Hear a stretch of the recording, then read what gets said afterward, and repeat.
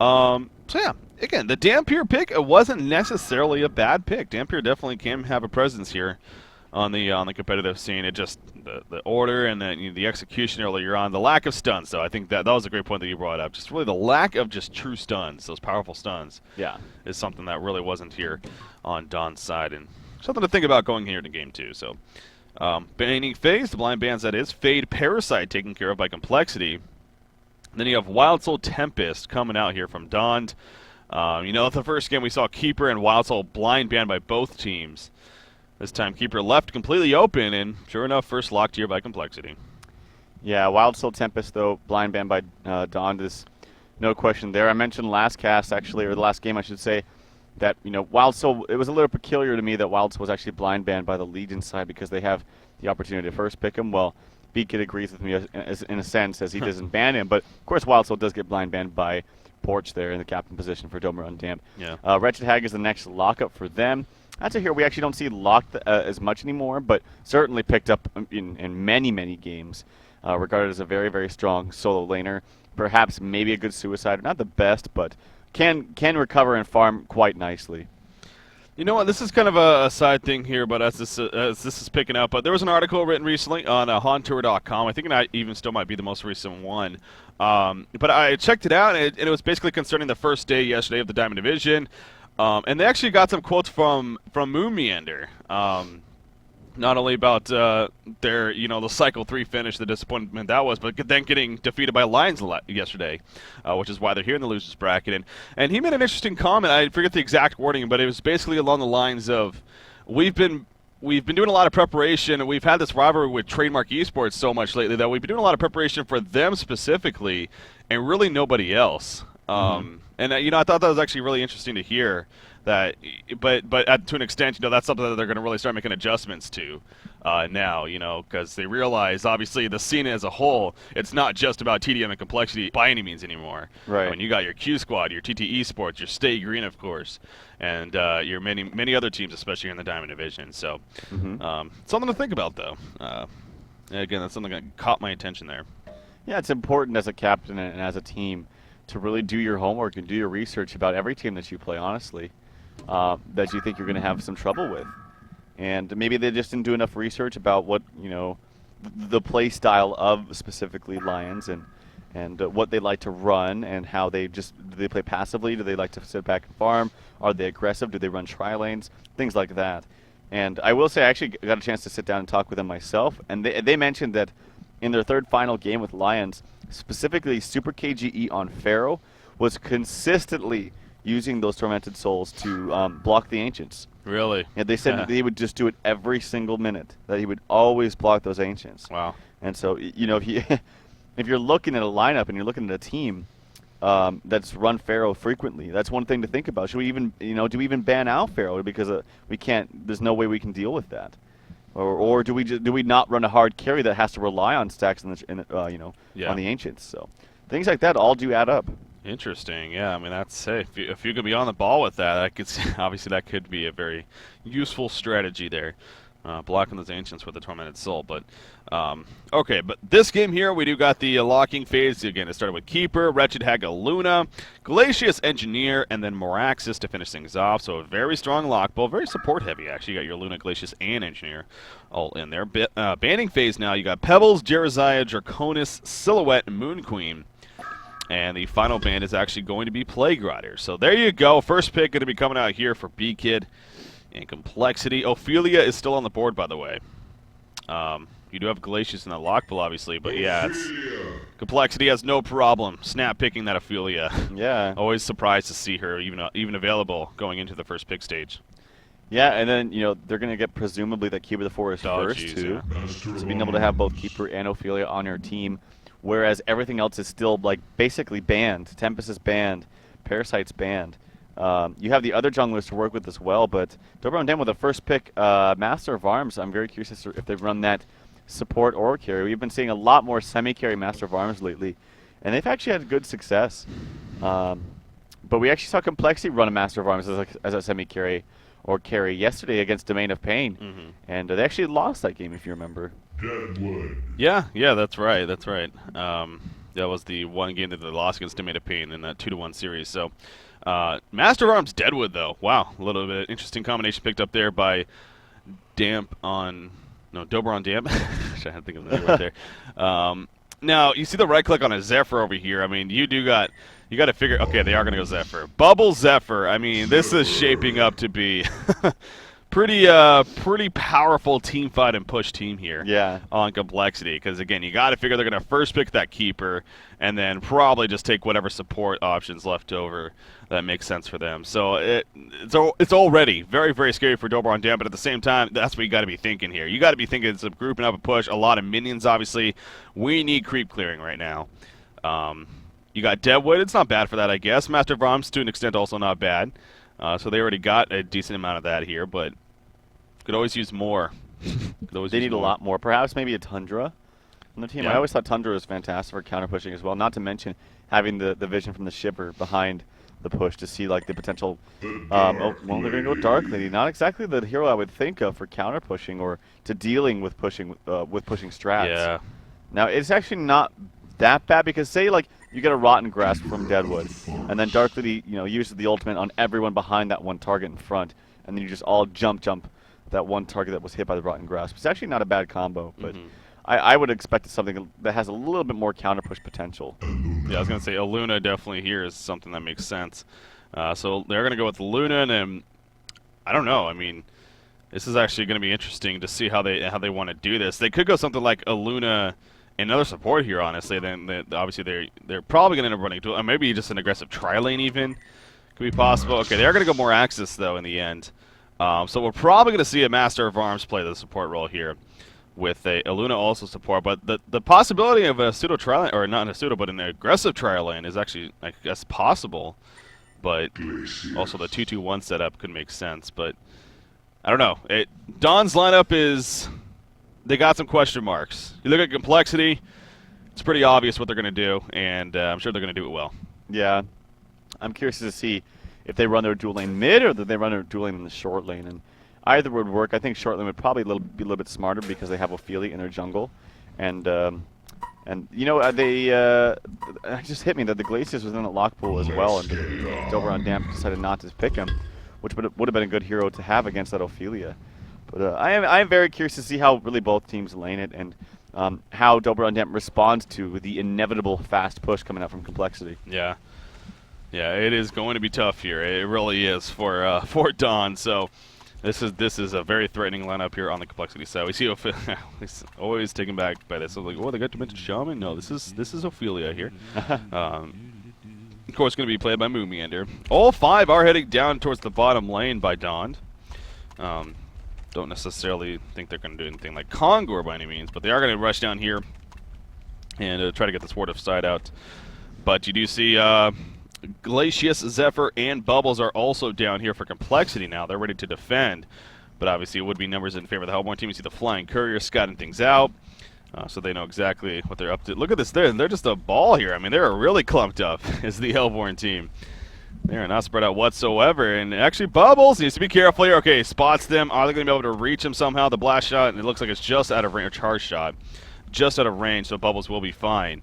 And the gank attempt will be unsuccessful, but they will get the easy Ward of Sight down nonetheless and go on from there. But I don't know. That's actually good that Lettuce QQ on Bubbles was the first one spotted, because he's a hero that you can't really initiate on because you have the Shell Surf ability. If it was someone that like Glacius caught out of position or up too far up, then he would certainly die.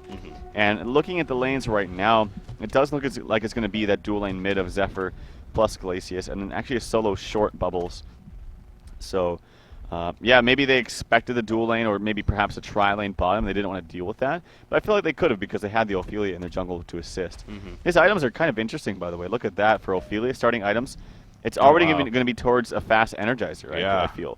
2 Pretenders crowns, a Mana Potion, Blightstones, and 1 Minor Totem. So, very interesting start here. Huh, yeah, he likes the Energizer. Obviously, won the last game on Tempest, and for first item, very possible here for Ophelia. So it is, again, kind of an interesting setup here, especially for DonD. They're going with your classic 2-1-2 setup. It is very rare we see this on the competitive scene. But at the same time, you know, again, that's why it was going to be interesting to see how Don lane things when it came down to it. So we do have, though, Deadwood is going to be by himself in the middle against this Zephyr Glacius. Obviously, I don't expect Deadwood to do too well here. But Moraxis and Aluna here at the bottom lane.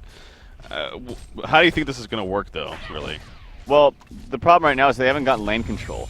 So Bubbles is going to get lots of farm, which means he's probably going to level up to take cover right now. Yeah, and now he's level 2. Take cover's up, which means it's going to be very, very difficult for you to kill him.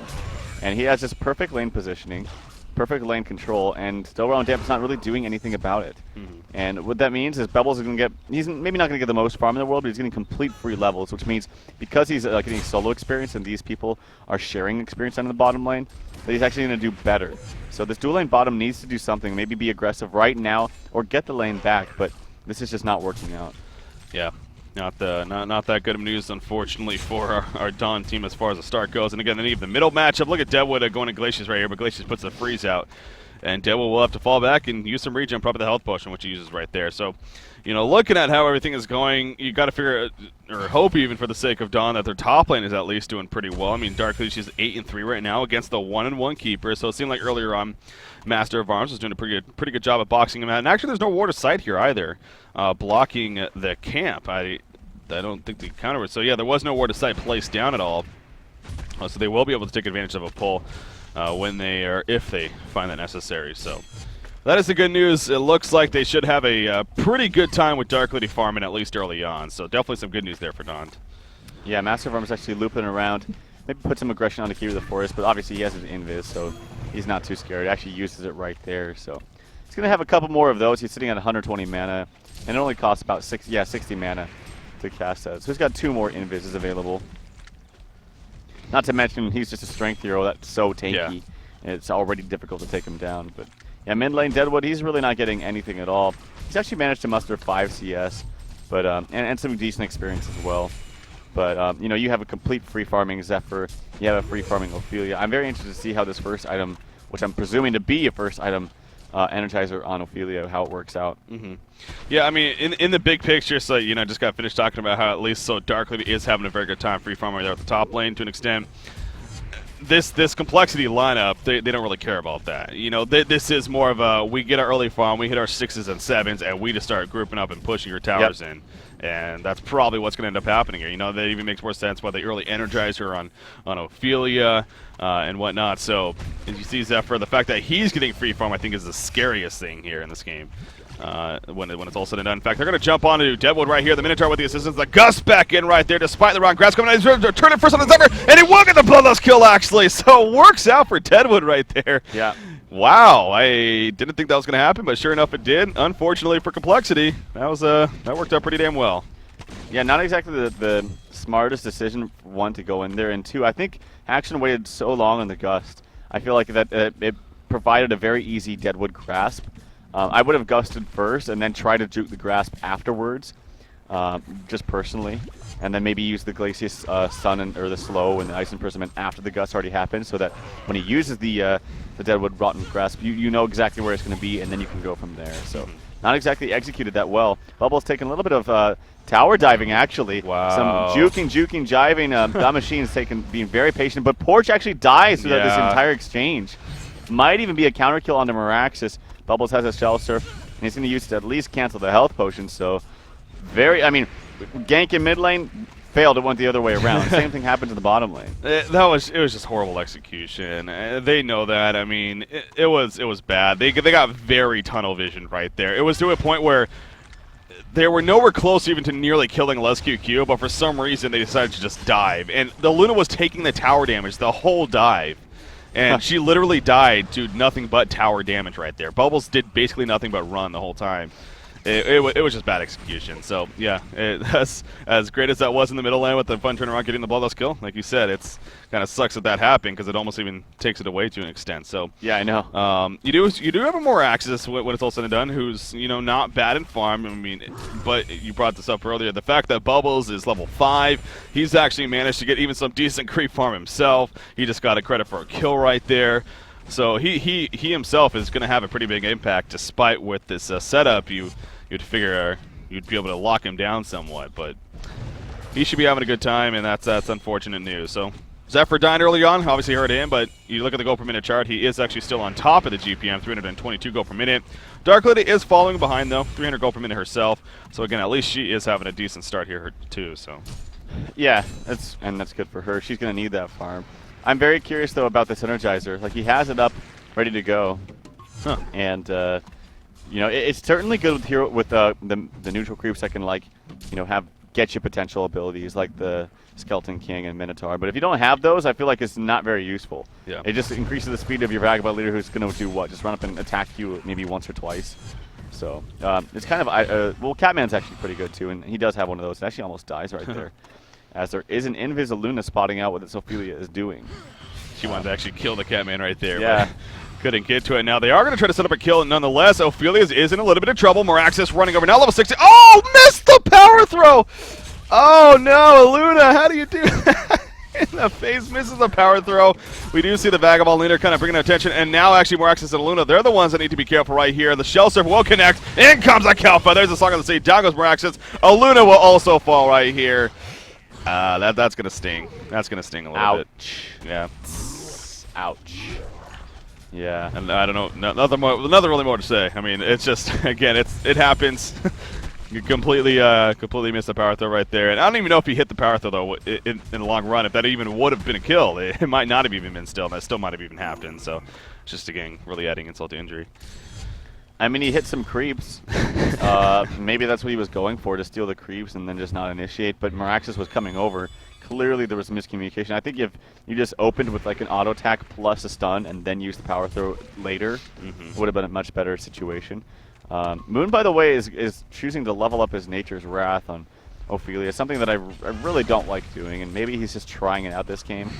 But I just feel that the Ophelia's Judgment, the one that does, you know, burst damage and ports your allies back to base, it's just overall much better, because by the time you hit level 8 or 9 or what have you, you're going to have that leveled up, and it can be a very, very useful tool in saving someone on your team. So now this is going to be good for Deadwood. There was actually a gank being set up on him, but he heads towards bottom and he bottles up a Haitian that just spawned. And actually, if they find Ophelia right here, and it looks like they are, Luna runs into Ophelia. Here comes Deadwood. The Rotten Grass going to come out. The Falcon Punch. There it goes. I was waiting for it. Sure enough, happens, and down goes Ophelia. So very good timing by Doberman right there, happening to pick that up and get a kill for him. Bubbles taking some pressure from Morax. It's actually going to show Surveyor wants to take it a little. Will use a phone, but at what cost right here? Lesky gets the kill, but Lesky will probably fall in the end, despite missing the Rotten Grasp. It doesn't matter, and it ends up being a double tap for Deadwood. So probably an overzealous play there by Lesky just to get a kill on a Luna. Now in the middle lane, in the meantime, the tower is going to be pressured. Master of Arms is here, not going to be able to deny it though. Granted, invulnerability is used. That'll just delay the inevitable. So at least a couple of kills at the bottom lane. So yeah, but here comes that scary push that we were talking about at the beginning of the game. And you don't have Hell in the Black Legion up onto Zephyr just yet. He has his Beast Heart, but I think they're just going to kind of force this issue. They have the ultimate up on Keeper of the Forest. They want to use it, and if they get it on, like, say, MOA or another like not so tanky hero like a Luna, who doesn't have boots, by the way, it's going to be a sure kill. Yeah. Dark Lady is continuing to farm up here, and she is actually pushing the tower by herself. So right now, Complexity not showing that they're interested in defending it. And granted, they are falling back a little bit. Do they have Homecoming Stones? No, they don't. Wow, nobody has a Homecoming Stone. So this is going to be a free tower kill if she can really push it in right here. I don't know if she can, though. We do have Keeper of the Forest running over, actually, so might not be as easy as I thought. It is going to be close. Keeper of the Forest is going to be here now. We do have Zephyr, by the way, running into Master of Arms. Typhoon goes down. Now there is support coming over. Can Master of Arms get the support in time? There's a Fork Lightning. No, it's not. The freeze on Luna, actually, but the Rotten Grass connects. There's the Falcon Punch, and Haxford will fall. That goes to show you the power of that ultimate from Deadwood. Glacius is also going to get caught out here, and he will too fall, it looks like. You look back at the top tower. Was it actually killed? Yeah, by Dark Lady. Wow, it was. So, wow, a lot of momentum there, actually, coming out for Doberon Dam. Yeah, definitely. And I got a question. Maybe is the group up from... I didn't see what was going on there at the initial go. I was actually watching to see if he could deny the tower, which he couldn't, unfortunately, for his sake. But yeah, look at that exchange now. The experience is identical. And when you're a team that's really relying on your early game push, to not really be a huge lead ahead this early on is kind of a scary thing, especially when you have that Dark Lady in the corner of your eye and you're thinking, oh god, I know what this hero does, which he gets a ton of farm. Yes, we all do. especially Complexity. They're very aware of that. In fact, we're going to see that right here. Cooper the Force going to get gone on the support. He's nearby. Can they do enough? The Revelation's down, so even if he goes in, Vince, it's not going to matter. He will fall. You do have Glacius running in, but not getting there in time. Now, the bottom tower was pushed in by Complexity, so they do make something out of it at least. But Keeper the Force gets picked off, and Dark Lady gets a little bit more farm, now up to 375 gold per minute just about. She actually, I think she's finished her Sustainer now. Mana Battery is definitely on the way as well. Strider's on there, actually, for Porch playing that Aluna. So he had a pretty bad start, let's be honest, but at least he's able to get his Striders now, so good for him. Bottom lane, well, a lot of ports coming in, actually. This could be here. There's a Falcon Punch used on Ophelia. Ophelia is going to fall here when it's all said and done. Kelpo's down. No, Ophelia's still alive, actually. She finally will go down. Bubbles in the midst of that. He will fall as well. Dark Lady does go down in the meantime as well at the bottom lane. We do see Zephyr now being chased. Master of Arms and Aluna trying to support Moraxis with that ultimate activated. It's not going to be enough, though. Bubbles is actually still alive. I thought he died in the midst of that. But no, they get the kill onto Master of Arms. Down goes Moraxis. Aluna is going to go for the kill right there. It's Bubbles, but not going to be enough. Haxorn, by the way, getting the quad kill throughout all of that. Wow, look at the GPM all of a sudden. Yeah. 527 gold per minute for Zephyr. Ridiculous. Yeah, it is. And that's one of those heroes, like, you just group up. You don't try to do counter push. You don't try to separate. You don't try to, like, just farm. You get your initial items. You stay as 5. You have the heal coming out from Ophelia. You're very tanky yourself, and you can heal yourself consuming those tornadoes. So, you saw right there, and what teams shouldn't do was exactly what Dober on Damp did, and that's defend the pushes. You know that you're not going to be stronger in team fights, at least at this moment. And if you can't burst down the tank, which is Haxorn, if you can't burst him down initially, then you should not take that fight at all. And I don't even know if they were focusing. It looks like they were focusing Ophelia, which is not really the right route to go. I think you need to focus Zephyr. Just kill him immediately. You kill him, they have nothing else to offer. Like, they have nothing, at least at this moment. But with more kills, more pushes like this, you're going to start to get more items up on Keeper the Forest and Bubbles and what have you. Ophelia is in a little bit of trouble. Oh, the blast shot missing right there. And actually, Ophelia may be able to juke out of this as a result. You see the Taint Soul. It ain't going to happen, though. And Ophelia will be... Okay, the Taint Soul is actually going to happen, so they might actually pursue this. No, just a little bit too far. And Ophelia will be fine. Meanwhile, in the middle lane, double damage onto Zephyr, by the way. He does have that, what is it? Yeah, the Soul's Bulwark, and Ghost March is also going to be finished on top of that. Bubbles catching Deadwood off to the side, actually. He's level 11. He's going to use the Kelp Field right there. Deadwood dropping a half-life. In comes Keeper the Forest. Root, he does have it. Will he use it? No, he will not. Not necessary. Gust comes out, and Haxorn actually does get credit for the kill. So they get the tower kill. They get another hero kill. And as this is what can happen with the lineup that Complexity has. It will really start snowballing once it all comes together. So Dober on Damp, I mean, they definitely showed signs of life here earlier on with some ganks being successful, and Dark Lady's farm really starting to take off. But it is starting to slow down now, and that's great news for Complexity. And actually, speaking of Dark Lady, she'll need to be pretty careful up here. She needs to get out very soon, as she does have a homecoming stone, so gonna hug the tower. But now Complexity, obviously the bottom and the middle completely cleared out as far as the lanes go. Now it's the top lane's turn here, so... Yep. Yeah, like, and this is just what they're going to keep doing over and over. There's no reason to do anything else. They don't have a hard carry, so they're still stuck to this plan. But hey, it's clearly working, and there's no reason that they shouldn't keep doing this. You're going to have what looks to be an Astrolabe coming up here shortly for Moon Meander, and a kind of late one at that, but still going to have one, as he did go for the Energizer first, plus his own Ghost Markers. That's very interesting. Yeah. You would like to see maybe a plated Greaves, at least on someone on their team, with all that push coming out. So. Well, Dober on Damp, they are going to go for a counter push themselves. This is what you kind of talked about. You know, you really can't defend the push of the Legion team. Might as well get something out of it. So they are going to push that first tower in the middle. The secondary tower at the top lane, though, it is going to fall just as quickly. So there goes the middle tower, but the top tower follows suit. It is at a point, though, if they start breaking into your base, you're forced to defend, obviously. Yeah. So they are going to start pointing back right here. Dark Lady is still pushing somewhat. She actually just picked up one of her broadswords, so she's getting closer to that Rune Cleaver. But here we go. The push into the base. We just passed the 15-minute mark here. And Complexity already putting pressure now into this tower. Again, the Hellborn team, they do have decent creep clearing. They got Deadwood, they got Aluna, they got more Master of Arms, so it's not the worst by any means. Yeah. And it will be pretty difficult here for Complexity to actually break into the base, with that said, but we'll see what they can do here. Oh, we're going to see a jump. Be careful. Are there any portal keys? No, there's not actually. Well, Bubbles has one being delivered. Oh, it actually has one in the stash, but... Okay. So he did purchase it. He needs to get it to himself now, so they don't really have that jump. But the rotten grass coming out of the tower will fall. Ophelia already used the heal, actually. But here we go. Marx jumps up. He's going to be silenced, though. Out comes the Master Skull. Trying to save him. Not going to be enough, though. He'll eventually fall. Now, the cover of darkness has been used on top of all this. Falcon Punch in the background. They're going for Ophelia, but they cannot even kill Ophelia. Everyone's dying here on the Hellborn side. Deadwood will also fall now after 3 of his teammates going down. Master Vox in the background, going to the well. He's trying to stay alive, and it looks like he will. And actually, Bubbles chasing him all the way there. Actually, Bubbles will maybe get the kill. No, the well's doing too much regen, and he'll be fine. But a hat trick coming out for Haxter, and he is now upwards of 625 gold per minute here. 16 minutes into the game, so they're going to lose a set of racks.